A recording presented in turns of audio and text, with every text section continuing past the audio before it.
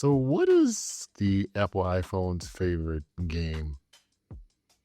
It's actually, believe it or not, hide and seek because every year the iPhone hides the innovation in hopes we won't go looking for it. So, if you were hoping for new changes for the iPhone 17 Pro, I would suggest you don't get your expectations up so high because you're going to have to continue to hope for the iPhone 17 Pro. The rumors point to the same face, the same frame, and just enough changes for you to continue to swipe that credit card every year. And before we dive into what Apple isn't going to do, go ahead and hit that subscribe button. It really helps out the channel. And as you may know already, it is free.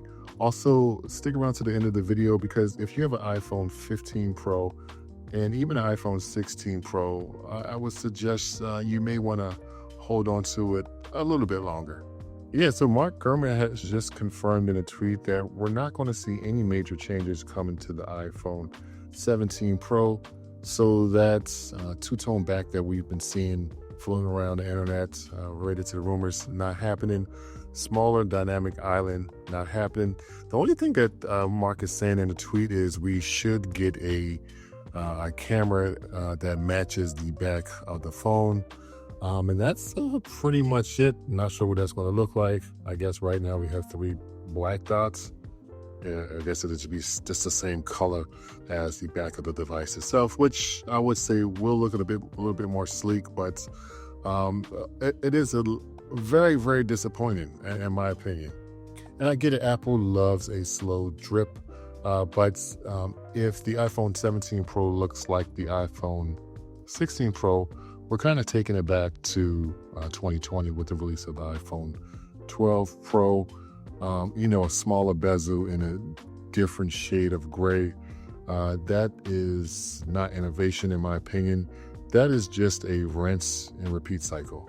Yeah, this is not about looks. This is more about the excitement that comes from the customers. I remember when people who was buying an iPhone used to camp out at the Apple store to get this device, which is no longer the case.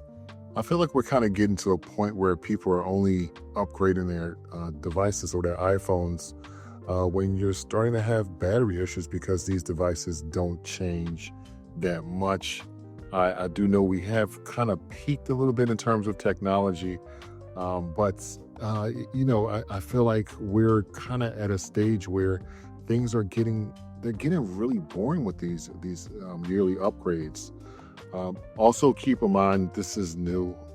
Tim Cook is laser focused on AR glasses, so I'm starting to think that the iPhone may not be the star of the show anymore. Yeah, so if you're using like an iPhone 14, I would say a 15, and even a 16 Pro, you may want to pass on this since there's not going to be too much of a design change, unless you're looking for some sort of a spec bump. If you're playing like a lot of mobile games on your device or do a lot of video recording.